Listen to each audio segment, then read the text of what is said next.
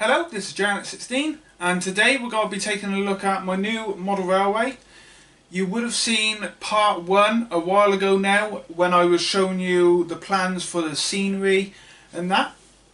Today we are going to be taking a look at the goods yard, which is at that end in the corner, and I will talk you through what plans I have for it and everything. We've got track down, I even have a train running which you will see in a minute.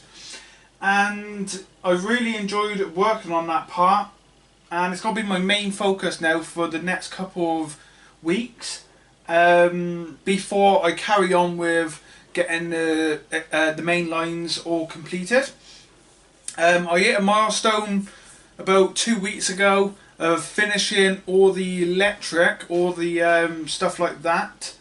So even though we don't have the complete boards all the way around for the main line, everything sorry everything, when it's all the boards are done and track, we'll just literally plug in and it should all run fine.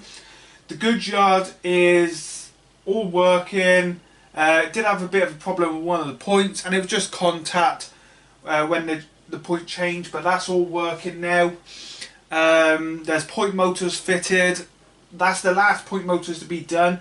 So what I'm going to do is give you a bit of a video now of the goods yard running, and I'll talk you through what the plans are with it and everything. So let's have a look.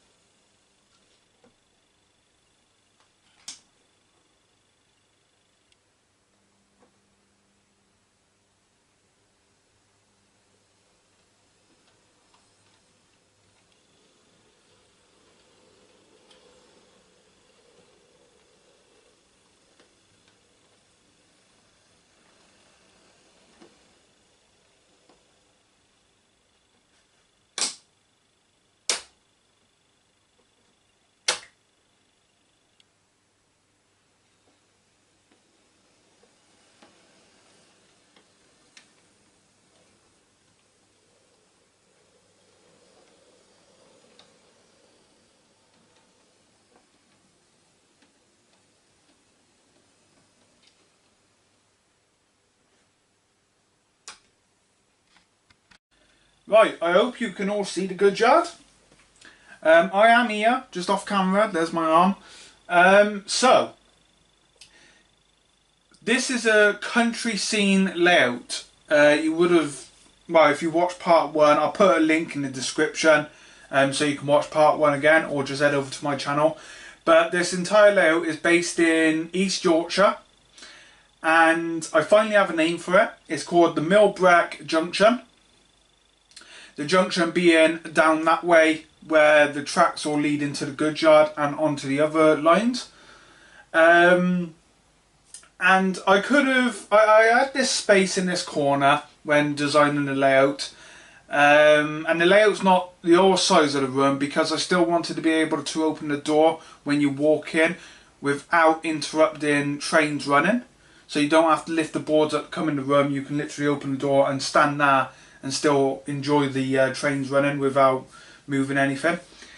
And I had this corner free, and I had a couple of ideas, and I ended up going with this goods yard. Now, I could have put loads of tracks in here. I could have really put loads of different sidings and everything, but no, I wanted something simple and something that you can imagine seeing somewhere along the main line in the countryside. And this goods yard is purely for the locals, because just down that way we have the farm lanes and everything like that. So the farmers, they would bring their cattle up to here, up to the cattle dock, which is going to be here, and that's how they would move their stock up and down the line. These two sidings here are just basically storage sidings. When the wagons are not going to be used for anything, they'll be moved in here, so you can have space in the other sidings that are going to be used. These two here, like the cattle siding or the goods shed siding. So yeah, these two lines are going to be slightly overgrown because they're not used too much. More overgrown towards the back here, where the cattle dock's still very in use. So you can imagine that not being much overgrown, no vegetation around it. Still undecided how I'm going to build the cattle dock. I do want to scratch build my own. And the same within the goods shed. I want to build a docking and everything, a higher platform. So that's something I'll be working on in a couple of weeks' time. This is a scaled down building. I picked this one up on eBay for a very good price. It was the one I was after. I've been looking around several different kits and stuff like that, and in the end I went with the scaled down one. Two reasons: I like the look of it, and I can just put it on the layout wherever I want to. And yeah, it's really nice. It's more of an LMS building, I think. It doesn't say that on the box, but yeah, I'm thinking more LMS. The layout is, of course, LNER, but with modelling licenses and everything, I can have a bit of LMS running on layout. Saying that, when I was designing the goods yard, this goods yard was designed around 4 different locomotives. The LNER J15, the Hornby Little Packets, the Midland 1F, and the Midland Ginty locomotive. This yard was designed around those 4 locos. Those were the locos that were testing everything and making sure all the track works.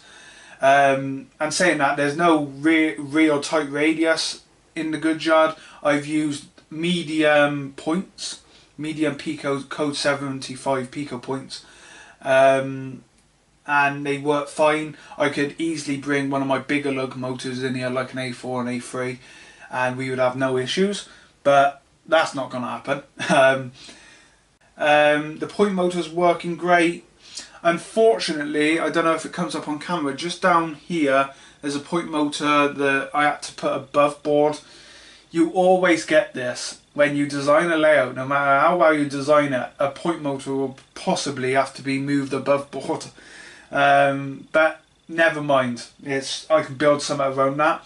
This side of the goods shed, we're going to have a loading crane and another loading bay, so wagons could be unloaded here as well as in the goods shed. And then there'd be a small track going up to the cattle dock here, and a small, yard with some containers in, maybe some boxes, 1 or 2 lorries. I don't want to overcrowd it with vehicles, because of course you wouldn't have that in a country goods yard like this. And that's why it's small and simple. It does everything I want it to. You don't have to pack it with wagons, have these sidings completely jam-packed with wagons. You don't need to. I want it to be as realistic as possible.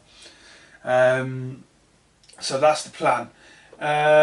It's looking great. I got the nice road down here that comes under the main line and raises up to what will be the small yard. And then of course this road goes under the main line and down the country lanes, or turns off and goes across the follows the main line left. But no, I'm really pleased with how this one's turned out. So as wiring goes, it's all sorted. There will be lights. This entire layout will have lights in the buildings, and the wires are under that, ready for that. They just have to be, see, I don't know where I'm putting the lights yet. So for instance, there's wires under this section here, because I'm probably going to have a small site office or something, a good yard manager's hut or something like that. So I have put some wires under here ready to LED. All I'd have to do is drill the hole. I can easily access under this board here and pull the wires up through. But I haven't done that yet because I don't know where the shed's going to be, the office. There's no lights going in this area. There's a light for the signal box, which is going to be down there. And there's a light for this goods shed. Again, the wires under that. I still have to draw the hole. I know where the goods shed will be going here. Behind the goods shed, there'll probably just be some vegetation and that. Back scenes is something I've completely missed out now. I was going to have back scenes on the layout, but when I was taking photos of some trains here just a couple of weeks ago, the cream walls really out focus on the layout more, I think, and made everything come out very nice. So I'm going to stay away from back scenes at the moment. That doesn't mean I won't be putting some up, because I have thought about putting some Velcro strips on the walls and having the back scenes where they just stick on, but they could be pulled off as well. That's something I'm looking at. That could still happen, but at the moment I'm not too worried about putting the back scenes in. And if I do change my mind, I can easily access these walls. That's not a problem, because there's some shelves going on this wall as well, so we'll have to fit that around the back scenes. In fact, I do have to measure this wall, because I'm pretty sure this is where my Trumpeter Titanic will be going, my big model, eventually when they come out and I build it and everything. It's going to take years to build. But no, so that is Milbreck Goods Yard. Milbreck Junction's done that. In the next video we will be taking a look at the main line. Hopefully the main line will be sorted and fitted. But for now, like I said, I will be looking at the goods yard. I probably will do a part 2 to this video, because I am going to be doing some scenery work down here and over here, trying to get this all sorted. So there might be a part 2 of this before we look at the main line.